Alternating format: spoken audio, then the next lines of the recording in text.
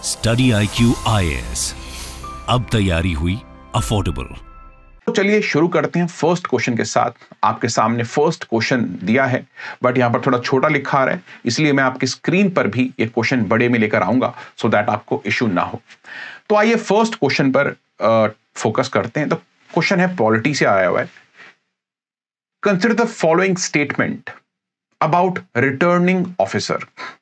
In every constituency, one officer is designated as a returning officer by election commission of course, in consultation with the concerned state government. दोस्तों ये statement बिल्कुल ठीक है। हर एक constituency में एक returning officer होता है। कभी कभी दो कॉन्स्टिट्यूएंसी का एक सिंगल रिटर्निंग ऑफिसर भी हो सकता है, that is also the case. तो पहली स्टेटमेंट में मुझे कोई प्रॉब्लम नहीं लगती है। रिटर्निंग ऑफिसर पोलिंग बूथ्स को सुपरवाइज करते हैं और उन्हीं के सुपरविजन में वोट्स जो हैं वो काउंट किए जाते हैं। ये भी बिल्कुल ठीक बात है। एंड इसमें भी सेकंड स्टेटमेंट भी मुझे भी कोई प्रॉब्लम नहीं लगती। द ईसी यानी कि इलेक्शन कमीशन कैन डेजिग्नेट और nominate the same person to be returning officer of more than one constituency.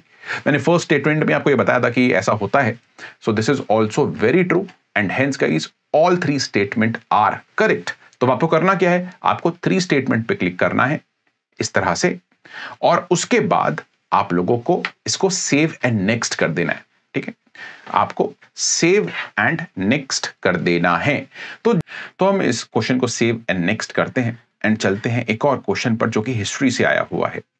तो क्वेश्चन बात करता है विद रेफरेंस टू लेटर वैदिक पीरियड। लेटर वैदिक पीरियड की बात करता है, दैट इज अबाउट 500-600 BC में हम हैं। God Prithvi acquires a new epithet Lord of plug. अब देखिए, ये जो लेटर वैदिक फेज है, ये वो फेज था दोस्तों जब बुद्धिज्म जैनिज्म की शुरुआत बस होने ही वाली थी। दोस्तों ये वो फेज था जब एग्रीकल्चर के ऊपर हमने फोकस ज्यादा किया था। ये आयरन एज का एपिटोम था आपका, हो गया वैसे अभी एपिटोम है, लेकिन उस समय पर अगर हम बात करें सो ये बहुत ही एक इंपॉर्टेंट फेज था। अच्छा, यहां पर जो इंपॉर्टेंट गॉड थे वो चेंज हुए थे, आपको पता है। And Prithvi was not the god, it was Indra. So Indra बहुत ही इंपॉर्टेंट गॉड थे, उस समय के भगवान थे। तो आप इसको स्टेटमेंट 1 को काट सकते हैं, इट इज नॉट ट्रू। तिल, सेसमे सीड्स जो आप कहते हो, first widely used vegetable food oil was derived increasingly. Yes guys, इसी समय से देखो वैदिक फेज में जब हवंस वगैरह होते थे तो उसमें तिल का इस्तेमाल होना शुरू हुआ था। ये भी बहुत ही सटीक तरीके से लिखा हुआ है और ये देखो एनसीईआरटी में स्टेटमेंट दी गई है। मैं आपको बताऊं तो सेकंड स्टेटमेंट जो है, और एनसीईआरटी पढ़ लो, इसलिए मैं कहता हूं मास्टर दी एनसीईआरटी। और कैसे करोगे, एनसीईआरटी सिंप्लीफाइड सीरीज बुक। ठीक है, so it is quite important guys. The answer is B. तो इस क्वेश्चन का आंसर बी है। तो आप क्या करें, सिर्फ और सिर्फ इसको इस पे क्लिक करें, सेव करें एंड नेक्स्ट कर दें। अच्छा, थर्ड क्वेश्चन पे हम आते हैं। The third question that you see, जो थर्ड क्वेश्चन है क्या कहता है, आइए इसके बारे में देखते हैं एंड इसको सॉल्व करते हैं। क्वेश्चन बात करता है, देखो इकोलॉजी एंड एनवायरनमेंट से क्वेश्चन है। नाइट्रोजन साइकिल की ये क्वेश्चन बात करता है। एक बार आप 3 स्टेटमेंट है उनको एक बार रीडिंग मारिए 1 मिनट के लिए एंड उसके बाद हम इसको डिस्कस करते हैं। चलिए मैं इतने यहाँ पे कमेंट्स देख लेता हूं, आप लोग क्या बात कर रहे हैं। चलिए, तो देखिए, अगर आप नाइट्रोजन साइकिल के बारे में जानते हैं तो हमारी पृथ्वी के एटमॉस्फेयर में, हमारी अर्थ के एटमॉस्फेयर में एम्पल अमाउंट ऑफ नाइट्रोजन है। और आपको पता ही होगा कि ऑक्सीजन प्लस नाइट्रोजन मिलकर 99% से ज्यादा हमारे एटमॉस्फेयर को बनाते हैं। तो यार इतना नाइट्रोजन है, फिर भी नाइट्रोजन की कमी है, फिर भी हमें यूरिया यूज करना पड़ता है फार्मिंग में, एग्रीकल्चर में। ऐसा क्यों है दोस्तों? ऐसा इसीलिए है क्योंकि जो एटमॉस्फेरिक नाइट्रोजन है उसको डायरेक्टली प्लांट्स यूज नहीं कर सकते। तो जो एटमॉस्फेरिक नाइट्रोजन है उसको कन्वर्ट करना पड़ता है सबसे पहले आप लोगों को अमोनियम यानी कि NH4+ में, और इस प्रोसेस को आप कहते हो नाइट्रोजन फिक्सेशन। बट अमोनियम को भी डायरेक्टली प्लांट्स नहीं ले सकते। उसके बाद अमोनियम को कन्वर्ट किया जाता है थ्रू निट्रीफाइंग बैक्टीरियाज, निट्रिफिकेशन के थ्रू। अगर आप बात करें निट्रिफिकेशन प्रोसेस, इंटू फर्स्ट नाइट्राइट्स और उसके बाद नाइट्रेट्स, ठीक है, यानी कि NO3-, और इसी को प्लांट्स एब्जॉर्ब करते हैं। तो हमारे जो ग्राउंड बैक्टीरियाज हैं बहुत सारे, वो ये काम करते हैं। अच्छा, nitrogen fixing bacterias leguminous plants जैसे कि चना, दाल वगैरह जो होती हैं, उनके रूट्स में पाए जाते हैं। जैसे Azotobacter is one kind of bacteria that can, Rhizobium is also another bacteria. तो क्वेश्चन स्टेटमेंट 1 कहती है, in nitrogen fixation process nitrates, nitrites and ammonia in the soil are absorbed by the plants and converted into nitrogenous organic compound। नहीं, ये गलत है। Nitrogen fixation process में basically जो atmospheric nitrogen है उसको एब्जॉर्ब किया जाता है और उसको अमोनियम में कन्वर्ट किया जाता है ना। तो this statement becomes wrong. In nitrification process ammonium is converted into nitrates by group of chemoautotrophic bacteria in presence of oxygen। of course दोस्तों, ये बिल्कुल सही स्टेटमेंट है। देखिए यहां पर ऑक्सीजन आप देख सकते हैं है, so oxygen of course is coming from air। only some plants have nitrogen fixing bacteria in their root। ये भी बिल्कुल ठीक स्टेटमेंट है। सभी प्लांट्स के जो रूट्स होते हैं उनमें नाइट्रोजन फिक्सिंग बैक्टीरियाज नहीं होते। So 2 statement are correct, hence answer is B. आजकल ऐसे ही क्वेश्चंस यूपीएससी में पूछे जा रहे हैं दोस्तों, आंसर यहां पर हो जाता है बी। अच्छा, नेक्स्ट क्वेश्चन के ऊपर आते हैं और यह है क्वेश्चन नंबर 4। चलिए इसकी बात करते हैं। क्वेश्चन बात करता है, ज्योग्राफी का क्वेश्चन है, बड़ा ही इंटरेस्टिंग क्वेश्चन है। The southern oscillation is a pattern of meteorological changes which are often observed between India and the Pacific Ocean। जी हाँ दोस्तों, सही बात है। आपको पता है कि एल नीनियो, ला नीनिया सदर्न ऑस्किलेशन का पार्ट है, एंड ये जो फिनोमिना है वो मोस्टली सेंट्रल पैसिफिक ओशन और जो नॉर्दर्न, जो उसी एरिया का जो इंडियन ओशन है उसमें आपको देखने को मिलता है। El Nino is a temporary replacement of cold Peru current which normally flows along the coast of Peru. ये स्टेटमेंट भी मुझे ठीक लगती है। आंसर इसका सी है। मैं एक बार आपको मैप दिखाऊं अगर, तो आप यहां पर देख सकते हैं क्लियरली कि जो ये पूरा प्रोसेस है ये इस रीजन के अंदर हो रहा है। So of course Indian Ocean and the Pacific Ocean are affected. और नॉर्मली अगर हम देखें दोस्तों, सेंट्रल पैसिफिक ओशन में, इस एरिया में अगर हम देखें, नॉर्मली अगर हम देखें तो यहां पर होता है आपका एक करंट जिसको आप कहते हो काउंटर इक्वेटोरियल करंट, और यहां पर होता है कोल्ड पेरू करंट।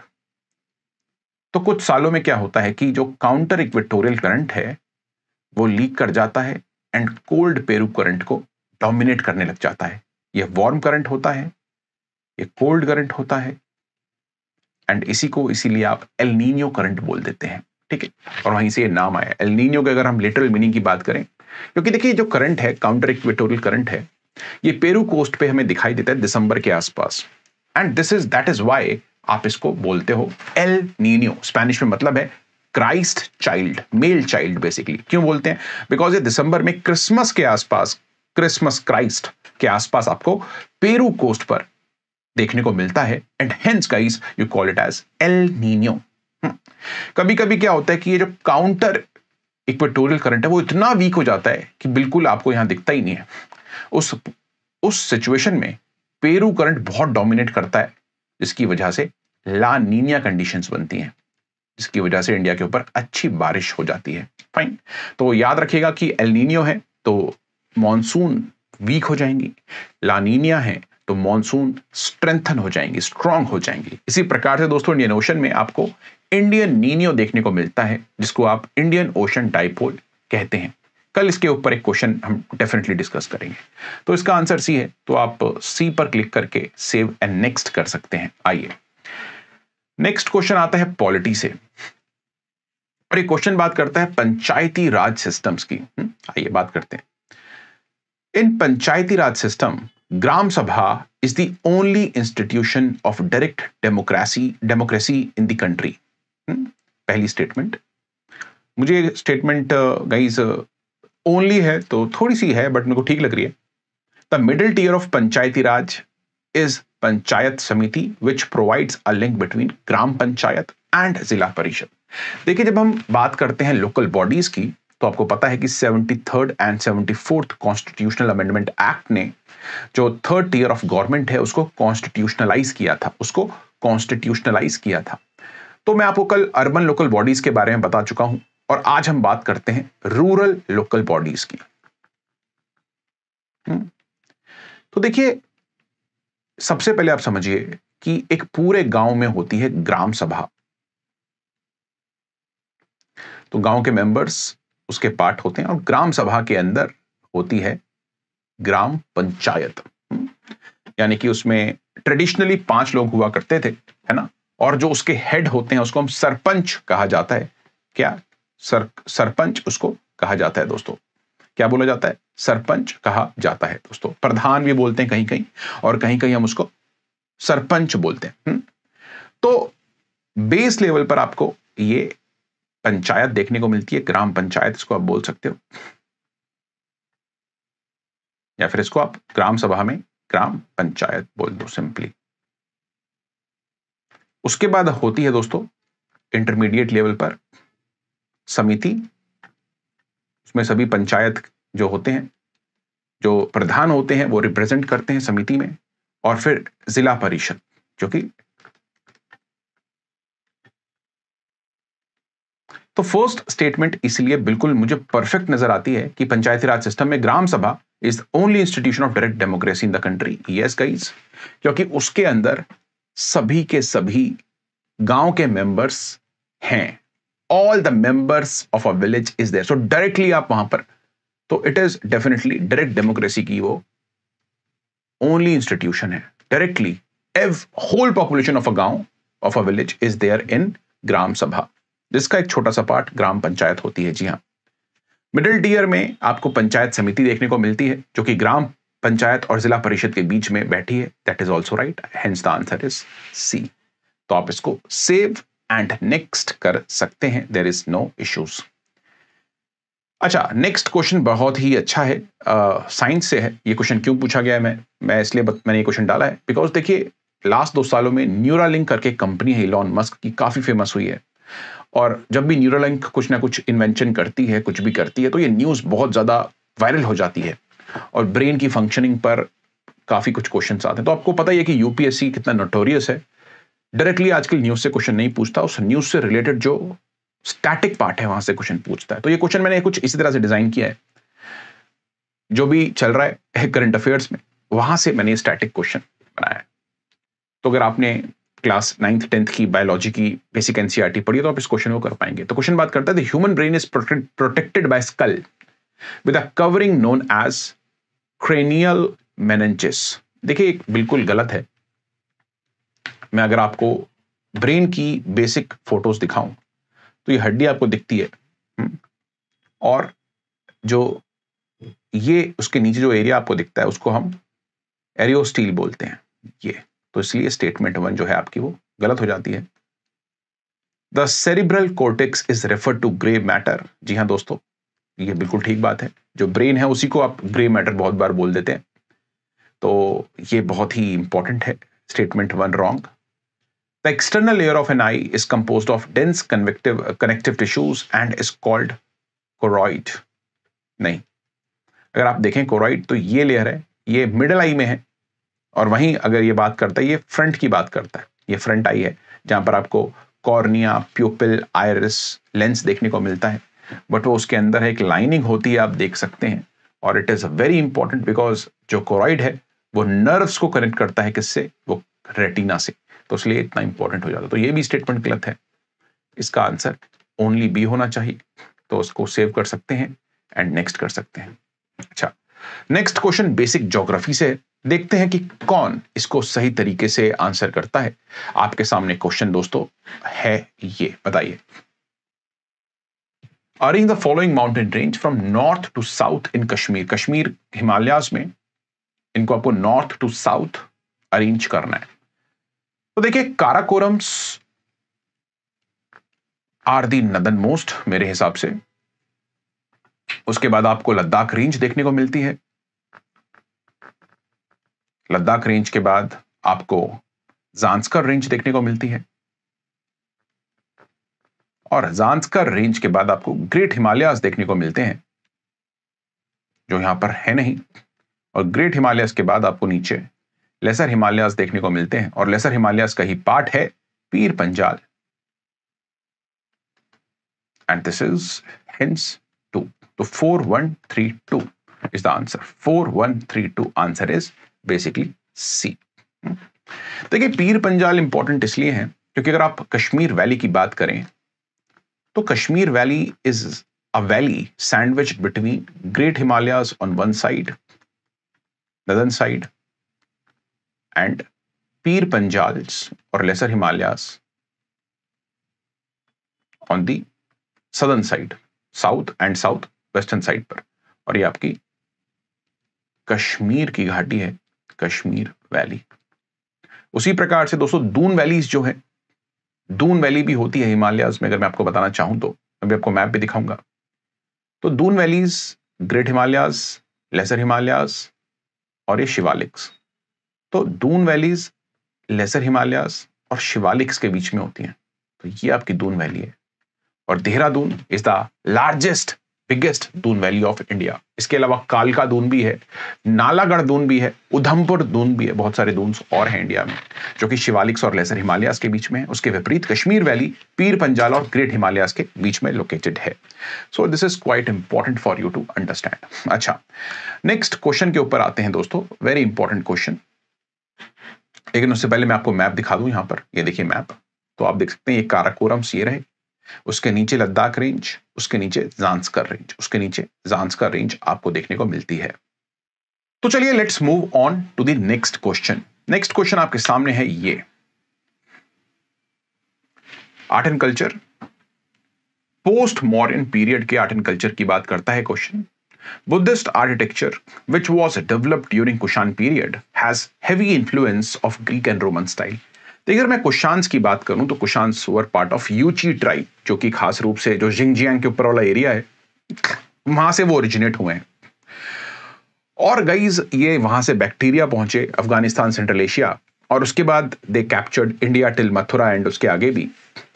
और जो कुशान्स थे उनके द ग्रेट किंग कनिष्क का नाम तो आपने सुना होगा, द कनिष्का द ग्रेट भी बोलते हैं कुछ लोग उसको, अशोका द ग्रेट की तरह।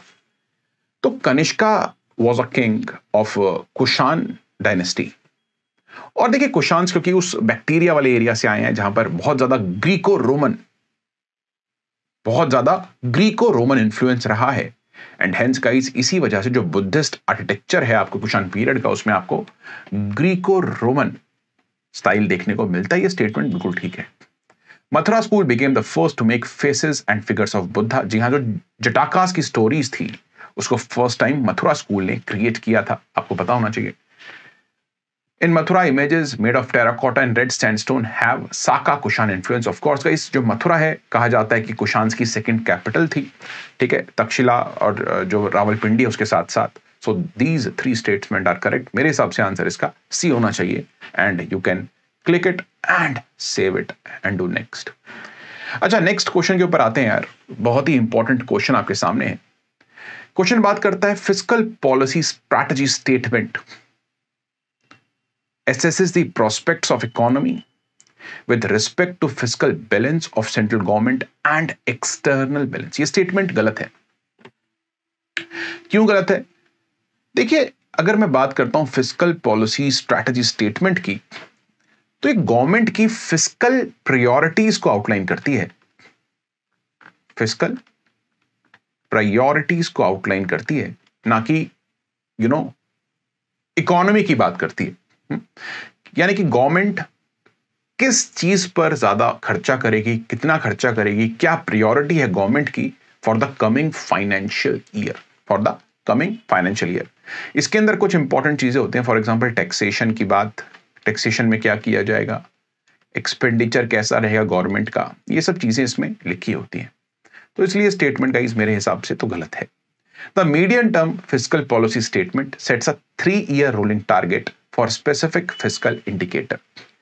जी हाँ दोस्तों, जो मीडियम टर्म फिस्कल पॉलिसी है गवर्नमेंट की, the medium term fiscal policy of the government, अगर आप बात करें द मीडियम टर्म, इसको आप MTEF बोलते हैं शॉर्ट में, MTEF।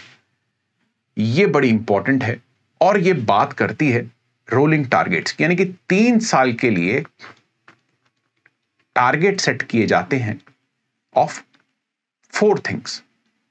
रेवेन्यू डेफिसिट क्या रहने वाला है, फिस्कल डेफिसिट क्या रहने वाला है,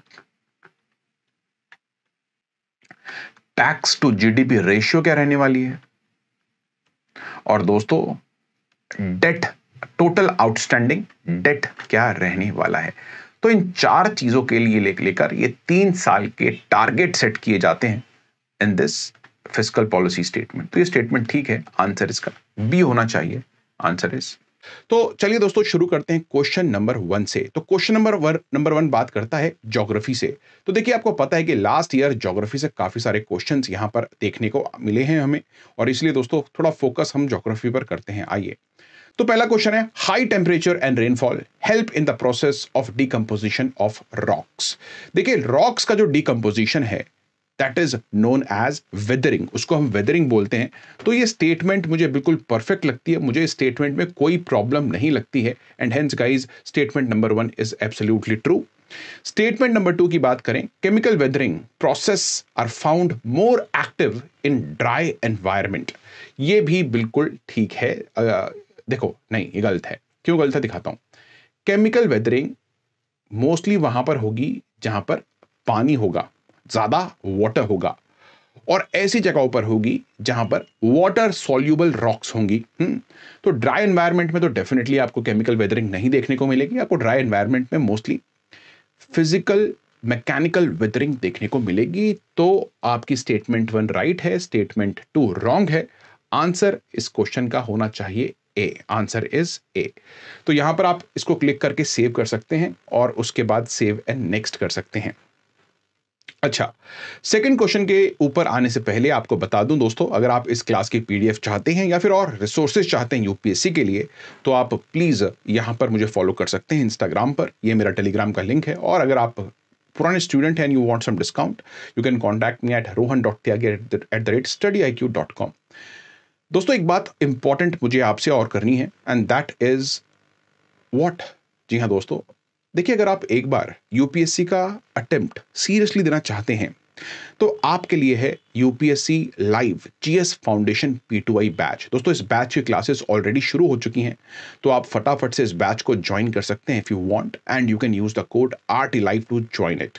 इसके साथ साथ दोस्तों आपको पता ही है कि प्रीलिम्स का टाइम आ रहा है, तो you can also join SIP, that is success in prelims program, by using the code RTLive। चलिए, with that thing in mind, next बात करते हैं क्वेश्चन की। Consider the following statement regarding a member of Lok Sabha. बताइए answer. A nominated member of Lok Sabha becomes disqualified if he joins the ruling party before 6 months from the date on which he takes his oath।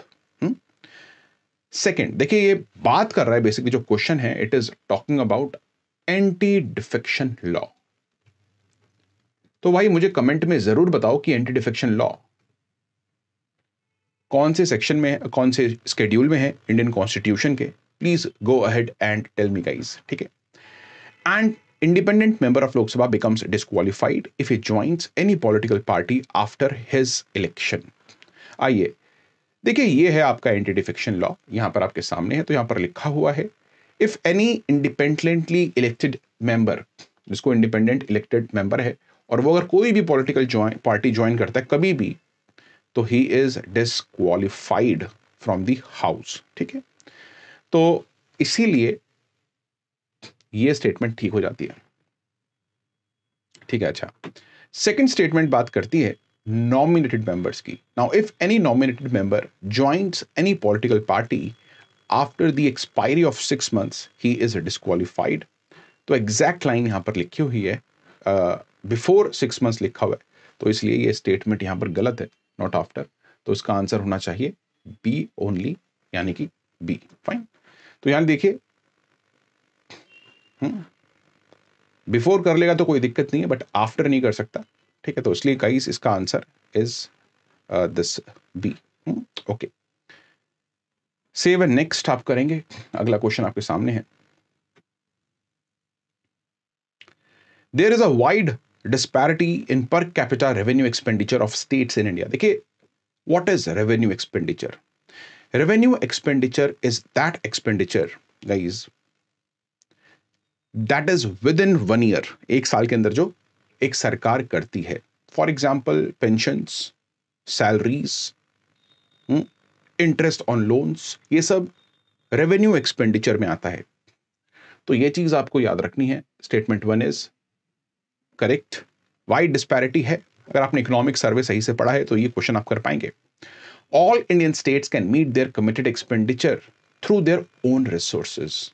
दोस्तों, ये एक finance commission की report थी कि states का जो revenue expenditure है वो बहुत ज्यादा हाई है और स्टेट्स अपने खुद के टैक्स रिसोर्सेज के थ्रू उस रेवेन्यू एक्सपेंडिचर को मीट नहीं कर सकती है, और एक बहुत ही कंसर्निंग बात है।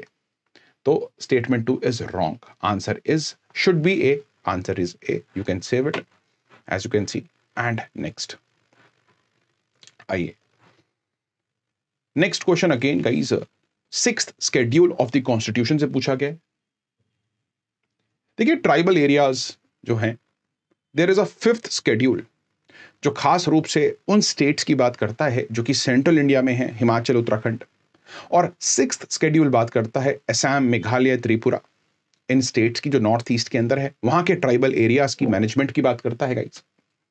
So it is quite important for you to understand कि जो क्वेश्चन है it is coming from the 6th schedule of the constitution. It is coming from the 6th schedule of the constitution. तो governor can increase, decrease, reorganise और alter the boundary of a tribal district. जी हाँ दोस्तों, अगर आप 6th schedule को देखेंगे, so governor can do that, it is for sure, right? The district and regional council are not empowered to assess and collect land revenue and impose taxes. देखिए, जो district council हैं, जैसे कि दीमा हासो, बताइए comment में कि दीमा हासो कहां पे है, administer the area under their jurisdiction. They can make laws on certain specified matters like land, forest, canal, etc.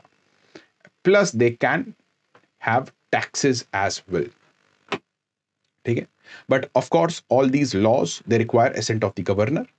तो यहां पर आप देख सकते हैं ये स्टेटमेंट बिल्कुल गलत है। They can do that, they are empowered to do that.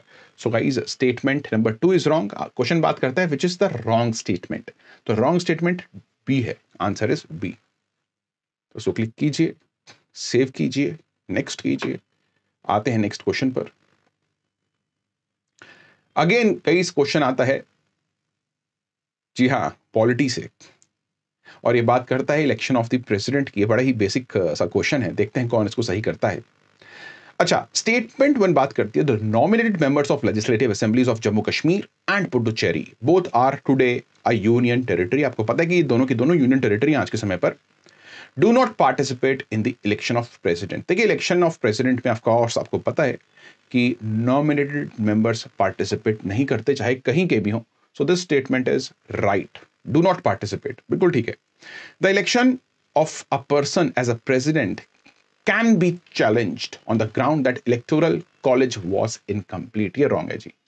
It cannot be challenged. ये चीज exactly constitution के अंदर लिखी गई है। तो यहां पर आप देख सकते हैं, who the president is elected not directly by the people but members of electoral college. उसमें सभी elected members होते हैं, आप देख सकते हैं क्लियरली यहां पर लिखा हुआ है कौन कौन से इलेक्टेड मेंबर्स होते हैं।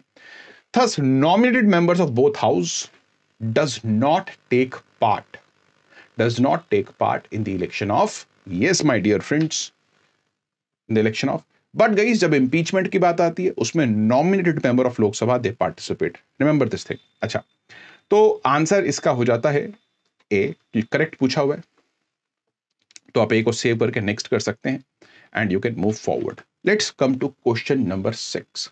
With respect to the difference and similarities between the banks and the NBFCs, consider the following statement. देखिए, banks और NBFC यानी कि नॉन बैंकिंग फाइनेंशियल जो कंपनीज होती हैं उनमें क्या फर्क है? The share of foreign investment in NBFC is lower than that of banks. देखिए, मैं पब्लिक सेक्टर बैंक्स की बात करूं तो उसमें एफडीआई सिर्फ 20% आज अलाउड है, वहीं एनबीएफसी के अंदर 100%, जी हां, 100% अलाउड है। तो ये बिल्कुल गलत स्टेटमेंट है। फर्स्ट, 100% एनबीएफसी के अंदर इन्वेस्टमेंट अलाउड है through the route of what, foreign direct investment. SLR, statutory liquidity ratio requirement, is not applicable to NBFC. नहीं, ये गलत है, रिक्वायरमेट है ये इसका। अब अप टू 15% एसएलआर इंपोज किया जा सकता है आरबीआई द्वारा। Deposit insurance is in the banks is up to ₹1 lakh, whereas in NBFC there is it is not there. देखिए एनबीएफसी में देखो, पहली चीज समझो, what is a deposit insurance. As a customer जब आप लोग एक बैंक में डिपॉजिट करते हैं तो आपको 5 लाख रुपए तक का इंश्योरेंस मिलता है कि अगर कभी आपका जो बैलेंस है, कभी बैंक में चोरी हो गई, कुछ हो जाए, ठीक है। So it is not 1 lakh, it is 5 lakh. Hence statement 3 is also wrong, answer is D. मुझे पता है काफी डिफिकल्ट क्वेश्चन है दोस्तों, but we are trying to match the UPSC level, ठीक है, समझ सकते होंगे आप ये बात। अच्छा, 7th question, alluvial soil cover about 40% of the total area of the country. Of course guys, पूरे नॉर्थ इंडिया कवर होता है, फ्रॉम पंजाब टू असम, आपको पता ही है। प्लस गाइस आपको पता है कि उड़ीसा के, आंध्र प्रदेश के, तमिलनाडु के जो कोस्टल एरियाज हैं, जहां पर deltas of Mahanadi, deltas of Krishna, Godavari, Kaveri, all these areas has alluvial soil. ये बिल्कुल ठीक बात है। Alluvial soil are sandy, loamy और क्ले इन नेचर। देखो ये एलुवियल सॉइल का पूरा ग्रीन जो पार्ट है आप देख सकते हो, ये पूरा एलुवियल सॉइल है, that is about 40%, more than 40% I would say. तो ये भी ठीक है बिल्कुल। सेकंड स्टेटमेंट बहुत ही जनरल है, they are generally rich in potash but poor in nitrogen. देखिए इंडिया में सभी मिट्टियां, all of the soils they are poor my dear friends in nitrogen, that is for sure. ये बात आपको पता होनी चाहिए कि ऐसा है, ऐसा डेफिनेटली है। तो यार this is also definitely a correct statement, all of them are correct, answer guys is D. अच्छा जी, नेक्स्ट क्वेश्चन के ऊपर आते हैं। A person who is not a member of either house of the parliament can also be appointed as a minister. जी हाँ दोस्तों, minister appoint किया जा सकता है। पास्ट में बहुत सारे ऐसे नाम रहे हैं जो without they were not elected in the parliament but still उनको मिनिस्टर बना दिया गया, और ऐसा होता ही रहता है, आपको पता ही है। तो फर्स्ट इज दिस, बट यहां पर एक लिमिट होती है कि आपको विद इन 6 मंथ्स, 6 महीने के अंदर either house of the parliament की मेंबरशिप लेनी पड़ती है, चाहे आप नॉमिनेटेड मेंबर बन जाएं राज्यसभा के, या फिर अगर बाई इलेक्शंस हो रहे हैं तो आप इलेक्शंस लड़के मेंबर बन जाएं। So that is there. So statement 1 is right. 2 पे आते हैं। A minister has the right to speak and take part in the proceedings of both houses. Logically देखें, अगर आपने न्यूज देखी होगी नॉर्मली, तो मिनिस्टर्स राज्यसभा में भी जाकर बोलते हैं, लोकसभा में भी आकर बोलते हैं। तो they can take part but they can only vote. वो वोट वहीं कर सकते हैं जहां पर उनकी मेंबरशिप है। अगर वो लोकसभा के मेंबर हैं तो they can speak in Rajya Sabha but they can not vote in Rajya Sabha, fine. But अगर वो राज्यसभा के मेंबर हैं तो they can speak in Lok Sabha but they can not vote in Lok Sabha, they have to vote in the Rajya Sabha only. So they can take part but they cannot vote. Please remember this thing. So both of the statement are absolutely correct. Question पूछता है कि कौन सी statement incorrect है, तो guys answer इसका होना चाहिए D. Statement number D is incorrect, ठीक है। तो चलिए दोस्तों शुरू करते हैं फर्स्ट क्वेश्चन से, और पहला क्वेश्चन आप सभी के सामने ये रहा। मैं इसे आपको थोड़ा साइड कर देता हूं फॉर द टाइम बीइंग, आपको साइड में दिख ही रहा है। क्वेश्चन कहता है one of the following conditions for pollutants to cause biomagnification is that they should not be soluble in water. तो पहली जो कंडीशन है, पहला जो क्वेश्चन है, वो बात करता है they should be insoluble in water. They should not be soluble in water. ये बात बिल्कुल ठीक है। देखिए अगर पानी में वो मिल जाएंगे तो फिर वो बायोमैग्निफाई कैसे होंगे, जो ट्रॉफिक लेवल्स हैं उस पर किस तरह से वो मैग्नीफाई होंगे। इसके ऊपर आपको भी एग्जांपल देता हूं। सेकंड स्टेटमेंट कहती है the Rotterdam convention aims to eliminate the pollutants which causes biomagnification. देखिए ये भी नहीं सही है। आइए देखते हैं what is the right answer. तो सबसे पहले आपके सामने है दोस्तों बायोमैग्निफिकेशन का एग्जांपल। लेट्स से दोस्तों प्लांट्स जमीन से कुछ पानी खींचते हैं अपनी रूट्स के थ्रू, और लेट्स से प्लांट्स, हर एक प्लांट 0.1 ग्राम, कितना 0. मान लेते हैं अपनी लाइफ साइकिल में 0.1 ग्राम पॉल्यूटेंट अपने अंदर एब्जॉर्ब कर लेता है। और दोस्तों लेट्स से एक चूहा है हमारे पास, वो घास खा लेता है, थोड़ी सी उसे खाते तो कुछ चूहे खा लेते हैं। सो लेट्स अज्यूम दैट चूहा अपनी लाइफ में लेट्स से 1000 स्ट्रैंड्स खाता है, तो 0.1 इंटू 1000 कितना हुआ? अबाउट चूहे में 100 ग्राम पोल्यूटेंट आ गया। सांप 100 चूहे खा लेता है, ठीक है, तो 100 ग्राम इंटू 100 सांप में इतना आ गया। एंड जैसे जैसे आप ट्रॉफिक लेवल में ऊपर जाते जाएंगे, amount of pollutant in that animal, toxins in that animal will increase, that is known as biomagnification. देखिए रोटरडैम कन्वेंशन बात करती है प्रायर इन्फॉर्म्ड कॉन्सेंट की, PIC, पिक इसको हम बोलते हैं। देखिए चार मेजर कन्वेंशन हैं, Stockholm convention, Rotterdam convention, Minamata convention. कौन सी दोस्तों? मिनमाता कन्वेंशन जो मर्क्यूरी की बात करती है, और बेजल कन्वेंशन, बेजल BASEL। तो 4 कन्वेंशंस के बारे में आपको पता होना चाहिए जो पोल्यूटेंट्स की या फिर प्रायर इन्फॉर्म्ड कॉन्सेंट की बात करते हैं। तो it is quite important for you, all of you, to understand what is the answer. चलिए तो आइए नेक्स्ट क्वेश्चन पर मूव करते हैं। लेकिन नेक्स्ट क्वेश्चन पर मूव करने से पहले हम क्या करेंगे, हम अपनी ऐप में जाएंगे।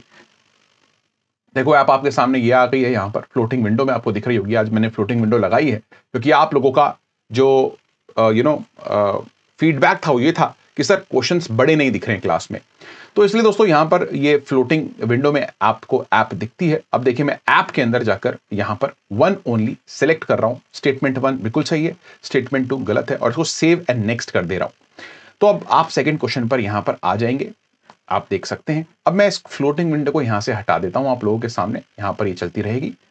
हम क्वेश्चन नंबर 2 पर आएंगे, लेकिन क्वेश्चन नंबर 2 पर आने से पहले मैं आप सभी को बताना चाहूंगा कि दोस्तों अगर आप 2024 का प्रीलिम्स एग्जाम सीरियसली देना चाहते हैं, जो अभी 4.5 महीने बाद है, तो आपके पास बेस्ट ऑप्शन है डिसिप्लिन बेस्ड टेस्ट का। जी हां दोस्तों, सिर्फ 3299 में आप, ये कितने रुपए यार, वेरी नॉमिनल चार्ज, यस और नो। आप 3-4 बार बाहर जाते हैं, आउटिंग पे जाते हैं, आप इससे ज्यादा पैसे खर्च कर देते हैं। तो you can enroll for discipline based test series. MCQ practice करने के लिए दोस्तों बेस्ट क्वेश्चंस आपको मिलेंगे, UPSC रेलेवेंट क्वेश्चंस मिलेंगे। तो आप जा सकते हैं, यूज कर सकते हैं कोड RT लाइव का, और पा सकते हैं discipline based test series only for 3000-999। इसके साथ दोस्तों अगर आप पूरा सिलेबस एक साथ रिवाइज करना चाहते हैं और रिवीजन क्लासेस एंड मटेरियल चाहते हैं, तो आप SIP बैच भी ज्वाइन कर सकते हैं हमारा, जो सिर्फ आपको 5999 का पड़ जाएगा if you use my code RT live. इसके अलावा if you are planning to give the exam in 2025 और आप चाहते हैं कि 2025 में आप इस एग्जाम को अच्छे से दें, तो आप दोस्तों P2I फाउंडेशन बैच को ज्वाइन कर सकते हैं हमारे।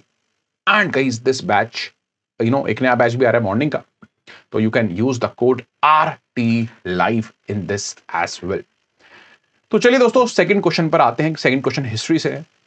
Consider the following statement with regarding to the national anthem of India. Jan Gan Man is our national anthem. It was first sung in December 1911 at Kolkata session of the Indian National Congress। जी हाँ दोस्तों, रविंद्रनाथ टैगोर जी ने ये national anthem लिखा था, और national anthem के ऊपर एक कंट्रोवर्सी भी है दैट जो उसमें it was written for the king of England, जो उस टाइम पे इंडिया को विजिट कर रहे थे। The constituent assembly adopted it on 24 जनवरी 1950। ये भी बिल्कुल ठीक बात है। तो आप देख सकते हैं कि सबसे पहली बार 11 दिसंबर 1911 को गाया गया था, और इट वाज अडॉप्टेड ऑन 24 जनवरी 1950। आ रही बात समझ? तो ये बहुत ही इंपॉर्टेंट है। सो ओरिजिनली इस गाने को बंगाली में लिखा गया था, उसके बाद संस्कृताइज्ड बंगाली में आज हम इसको गाते हैं। जन गण मन अधिनायक जया है।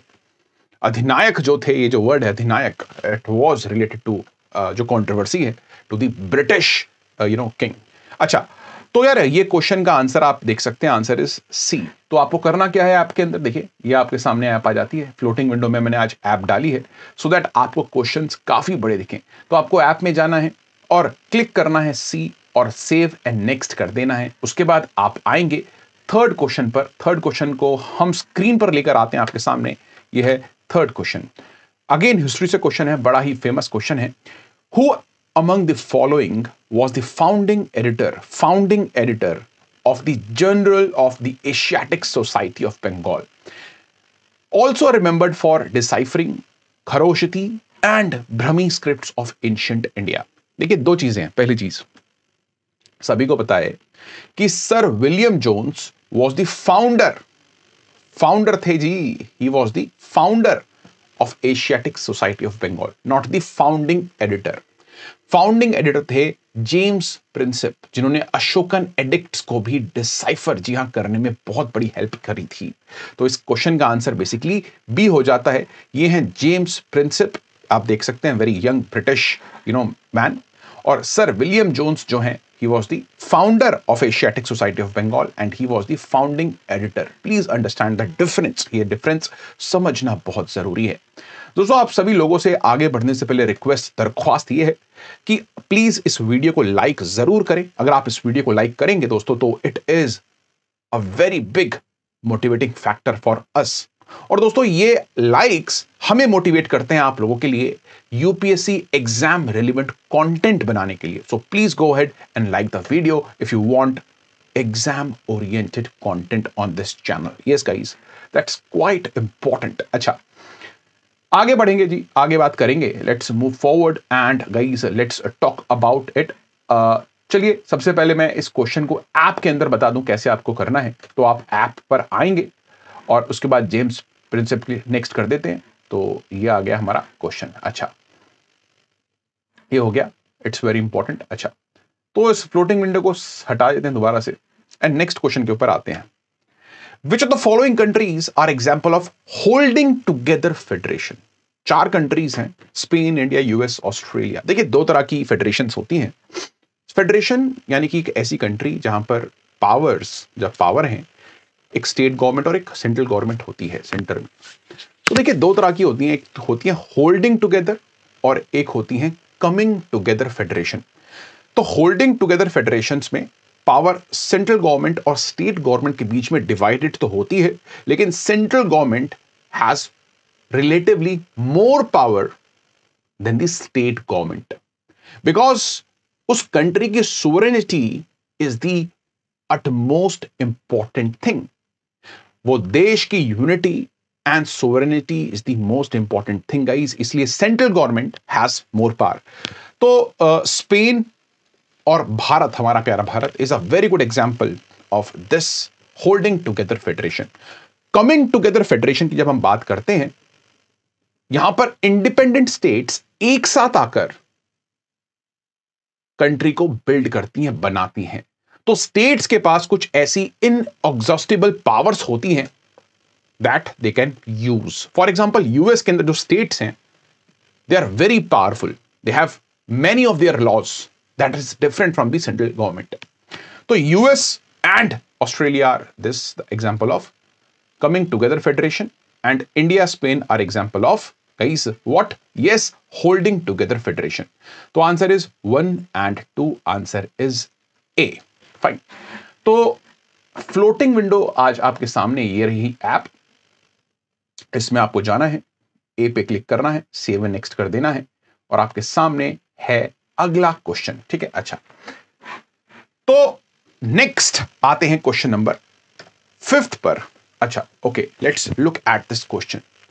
व्हेन डेट्रीवोर्स और डेट्रिटिवोर्स, दोनों ही प्रोनाउंसिएशन ठीक है, डेट्रीवोर और detritivore, break down detritus into smaller particle, it is called catabolism. देखिए डेट्रीवोर्स किसी भी इकोसिस्टम में बहुत ही इंपॉर्टेंट ऑर्गेनिजम्स होते हैं। क्यों होते हैं? देखिए सबसे पहली चीज आप ये समझिए, एवरीथिंग डाइज, सब मरते हैं। और ये जो मैटर है, डेड मैटर है, जब ये मिट्टी में मिलता है तो आप उसको डेट्रिटस बोलते हैं। और डेट्रीवोर का काम क्या है गाइस बताइए? इस मैटर को, ऑर्गेनिक मैटर को कन्वर्ट करना इनऑर्गेनिक मैटर में। बेसिकली जो हमारी बॉडी में प्रोटीन्स हैं, कार्बोहाइड्रेट्स हैं, प्लांट्स के अंदर सेल्यूलोज हैं और अदर फाइबर्स हैं, उनको वापस से इनऑर्गेनिक कॉन्स्टिट्यूएंट लाइक नाइट्रोजन में कन्वर्ट करना, लाइक कार्बन में कन्वर्ट करना, एक्सेट्रा। तो इसको कैटाबॉलिज्म नहीं कहते, इसको कहते हैं फ्रैगमेंटेशन।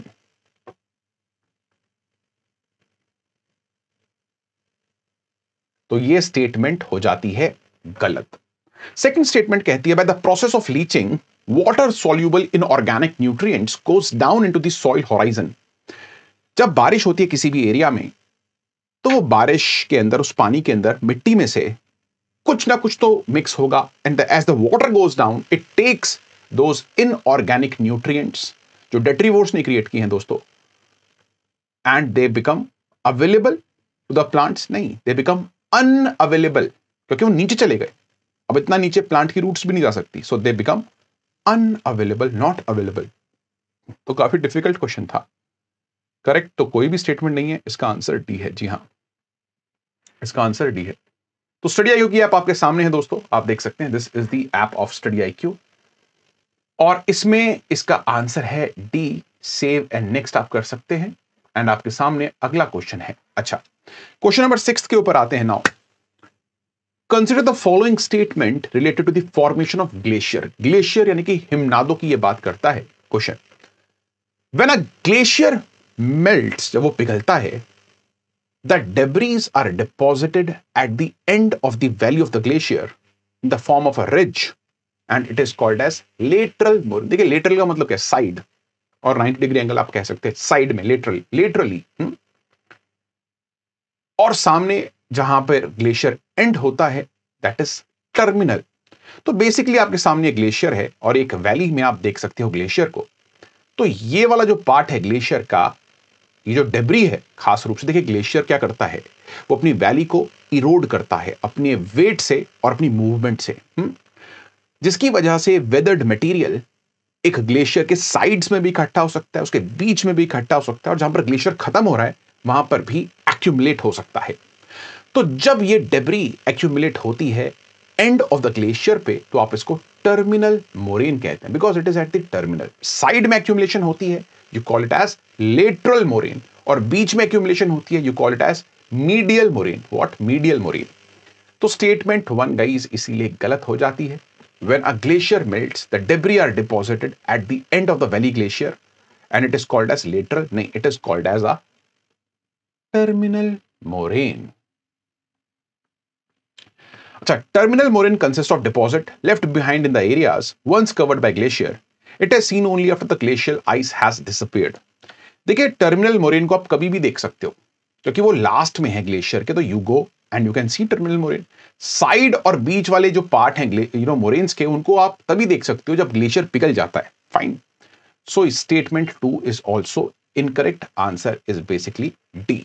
इस क्वेश्चन का आंसर डी हो जाता है दोस्तों। तो आप स्टडी IQ की ऐप पे अगर जाएंगे, आपके सामने है फ्लोटिंग विंडो, तो आप इसमें डी को क्लिक करेंगे एंड सेव एंड नेक्स्ट कर देंगे, और उसके बाद आएंगे क्वेश्चन नंबर 7 के ऊपर।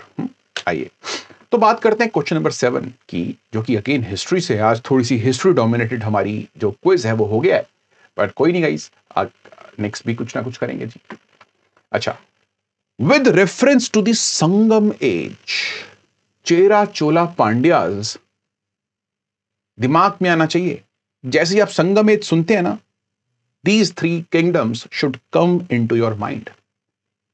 The important chieftains that dominated the Tamil region, ठीक है, that dominated the Tamil region during the Sangam age were Cholas, Cheras and Pandyas। बिल्कुल ठीक बात है दोस्तों। तो अगर मैं आपको संगम एज का मैप दिखाऊं, तो आप देख सकते हैं दिस इज द चोलास, जिनके पास कावेरी डेल्टा था, काफी फर्टाइल डेल्टा था, और Uraiyur was their capital. Pandyas, Madurai was the capital, यहां पर वगई रिवर थी इनके पास, Vaigai river and its estuary. और दाइस, चेराज और केरलास इनको कहते हैं, और इनका वांची वॉज द कैपिटल। तो याद रखिएगा, चोलास की कैपिटल उरायूर थी, पांड्यास की मदुरई, और चेरास की वांची।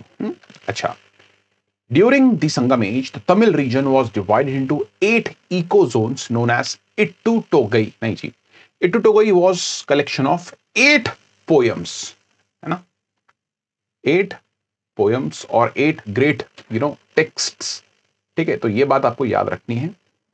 जो इको जोन्स थे, 8 रीजन्स थे तमिलनाडु के, तमिल रीजन के, उनको तिनाइस बोलते थे। क्या बोलते? तिनाइस। उसमें से कुछ इंपॉर्टेंट कौन कौन से हैं? कुरुंजी, पलई, मुलई, मुद्दुदाम, नित्तल, ये कुछ इंपॉर्टेंट तेनाइस थे। हेंस ये स्टेटमेंट आपकी गलत हो जाती है guys. Answer is A, hence the answer is ए। तो गाइस ये बात आपको समझ में आनी चाहिए। कितने क्वेश्चंस आपके ठीक हुए मुझे गाइस कमेंट्स में जरूर बताइएगा। How many questions were correct बताइए।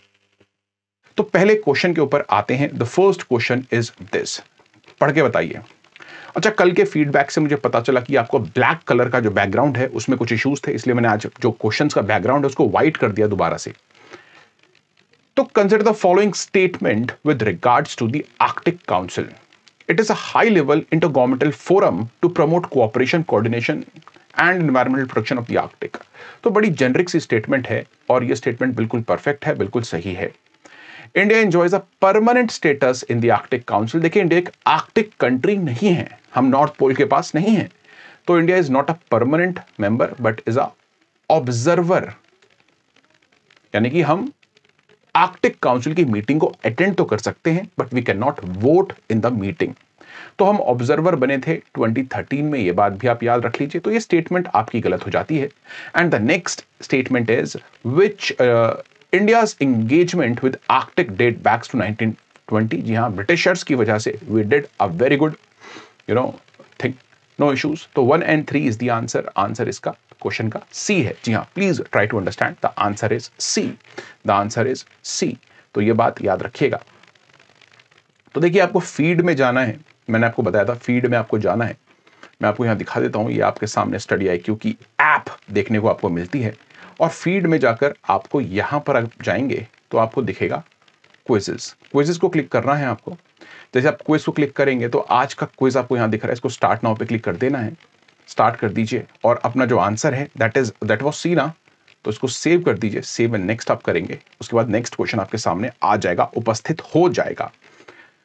तो चलिए इसको हाइड करते हैं फ्लोटिंग विंडो को एंड आगे बढ़ते हैं द नेक्स्ट क्वेश्चन। तो आप देख सकते हैं 1986 में आर्कटिक काउंसिल बनी थी एंड ऑल द मेंबर्स यहां पर मैंने दिए हुए हैं। इंडिया ऑब्जर्वर है, ये भी आपको दिखाया हुआ है।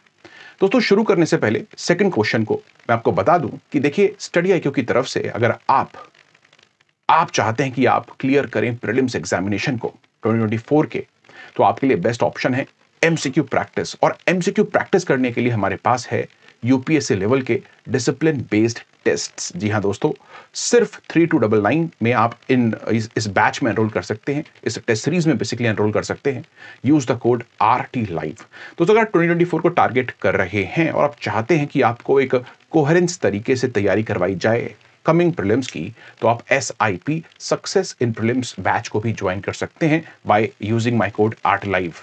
इसके अलावा दोस्तों, if you think that 2025 is your year, तो guys we have the GS foundation P2I यानी कि prelims to interview batch for you. Use the code RT Live। ये बात बहुत इंपॉर्टेंट हो जाती है। चलिए दोस्तों, सेकंड क्वेश्चन पर आते हैं। The second question says which of the following are included in the directive principle of state policies DPSPs। तो देखिए, uniform justice, equal justice and free legal aid तो ऑफ कोर्स है ही, and it is I think article 39A। Protection of environment and forest and wildlife is article 48A, ये पता होना चाहिए। Establishment of gram panchayat is article 41। I hope I am right, sorry it was article 40। तो आप देख सकते हैं सारी DPSPs की लिस्ट यहां पर दी गई है। And promotion of communication industries, ऐसा कुछ नहीं है दोस्तों, कोऑपरेटिव्स है ऑफ कोर्स। तो ये गलत है, ये 3 स्टेटमेंट सही हैं। The answer is C, answer is C. Fine, तो आप इसको मार्क कर दीजिए, answer, your answer is C. Fine, तो यहां पर जब आप आएंगे इस ऐप में तो you can click C and next. ठीक है, अब आपको थर्ड क्वेश्चन यहां पर दिखाई दे रहा है, तो आइए थर्ड क्वेश्चन की तरफ मूव करते हैं। Third question says consider the following statement regarding seals of the Harappan civilization. दोस्तों, ये जो सील्स हैं ये बहुत इंपॉर्टेंट थी हड़प्पन सिविलाइजेशन में। तो बात करते हैं कि ये सील्स कमर्शियल एक्टिविटीज के लिए यूज होती थी और कम्युनिकेशन के लिए यूज होती थी। बिल्कुल ठीक बात है। और इनमें आपको मैथमेटिकल इमेजेस भी देखने को मिलती थी, ये भी बिल्कुल ठीक बात है। इसका भी आंसर सी है दोस्तों। देखिए, ये सील्स आपको दिखती है, यहाँ पर आपको मैथमेटिकल इमेजेस देखने को मिल रही हैं। ये जो सिंबल्स हैं, है ना, 1 2 3 4 5 6 7 8 8 पत्तियां हैं, these triangles, as you can see, these chakras that you see, this circular, तो ये मैथमेटिकल सिंबल्स आपको यहां पर देखने को मिल रहे हैं सील में. Yes, that is definitely true. तो इसलिए आंसर इस क्वेश्चन का सी हो जाता है. तो अगेन गाइज, मैं आपको स्टडी आईक्यू की ऐप दिखाता हूं. आपके सामने स्टडी आईक्यू की ऐप है. सी करिएगा, सेव एंड नेक्स्ट करिएगा, और उसके बाद फोर्थ क्वेश्चन आपके सामने उपस्थित हो जाएगा. तो फोर्थ क्वेश्चन पर आते हैं. With respect to foreign exchange sell by swap agreement, consider the following statement. Under forex sell by swap agreement, RBI will give dollars and banks will give rupees to RBI. ये बिल्कुल ठीक बात है दोस्तों. जो एग्रीमेंट होते हैं, swap agreement, जो RBI है, वो बेसिकली आज 2 billion rupees, 2 billion US dollars तक का स्वैप एग्रीमेंट साइन कर सकता है. और इस केस में होता यह है कि पहले RBI डॉलर्स देता है और रुपीस ले लेता है, या फिर जो भी करेंसी है वो ले लेता है, और उसके कुछ समय बाद वापस से जो डॉलर्स दिए हैं उनको वापस लेता है और उस करेंसी को वापस कर देता है. सो इससे क्या होता है कि जो करेंसी है वो स्टेबलाइज हो जाती है. खास रूप से बांग्लादेश के साथ, श्रीलंका के साथ हम ये एग्रीमेंट्स करते रहते हैं. एंड इसकी वजह से जो हमारा डॉलर है, जो हमारा रुपी है, अगेंस्ट द डॉलर वो एप्रिशिएट होता है, ना कि डेप्रिशिएट. तो इसलिए स्टेटमेंट नंबर 2 गलत है. First is right, answer is ए. तो अगेन गाइस, आप देख सकते हैं, आप जाएंगे, क्लिक करेंगे ऐप पर, एंड यहां पर ए पर क्लिक कर दीजिएगा, सेव एंड नेक्स्ट कर दीजिएगा, and you will be on to the question number 5. तो क्वेश्चन नंबर 5 आपके सामने है, देख सकते हैं. British land revenue system, history से क्वेश्चन है. चलिए, agriculture land become a commodity. देखिए, ब्रिटिशर्स के से पहले जो एग्रीकल्चरल लैंड थी वो कम्युनिटी ओन्ड थी, ऐसा कुछ हिस्टोरियंस कहते हैं. By the way, village owned थी, आप कह सकते हैं, which led to its purchase and sale. तो ये स्टेटमेंट ठीक है. The land become a commodity. Farmer adopted cash crops, definitely guys. Indigo, cotton, गन्ना. Loan disbursal to farmers, labourers who were incapable. जी हाँ दोस्तों, बंधुआ मजदूरी जो है वो इसी टाइम पर शुरू हुई थी मोस्ट प्रॉब्ली, पर उससे पहले भी थी हिस्ट्री के हिसाब से, but this is right, no issues. Answer is D of course. तो आपको अपनी ऐप में आना है, इसको अनहाइड करना है इस तरह से. You have to come to the app and select the answer D, save and next आपको कर देना है. अच्छा जी, 6th क्वेश्चन आप लोगों के सामने है. Let's see who answers it correctly. Maharashtra is the largest producer of sugar. नहीं भैया, it is UP, Uttar Pradesh.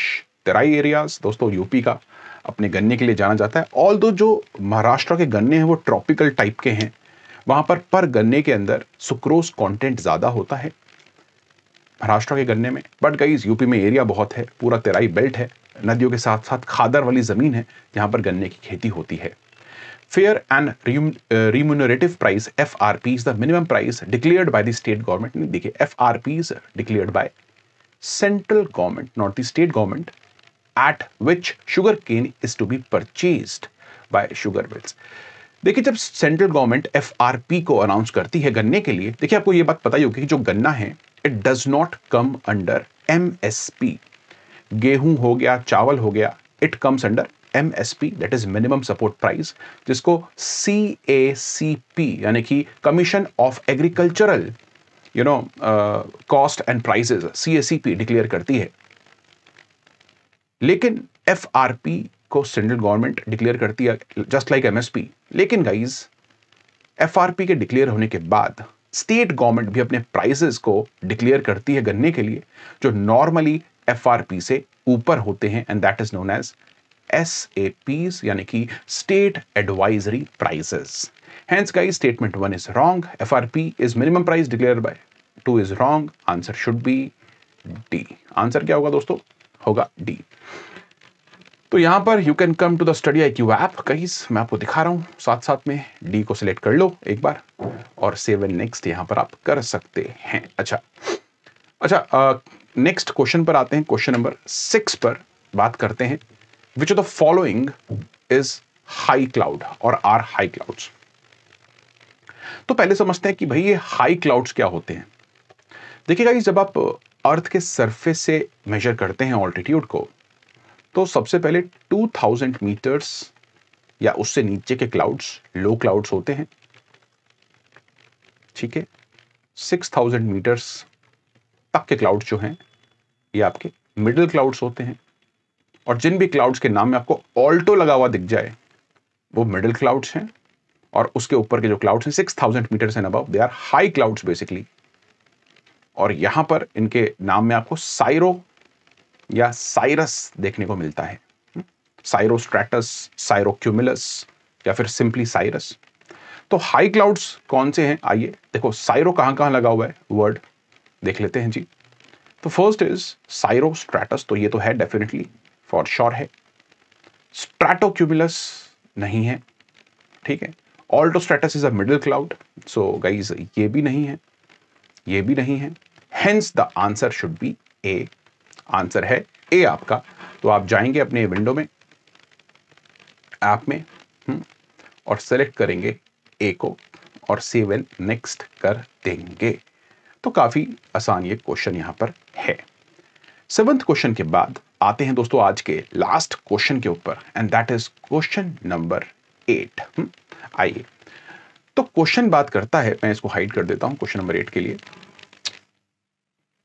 42nd constitutional amendment act 1976 की, it attempted to reduce the power of supreme court and the high courts. जी हां दोस्तों, that was true to some sense.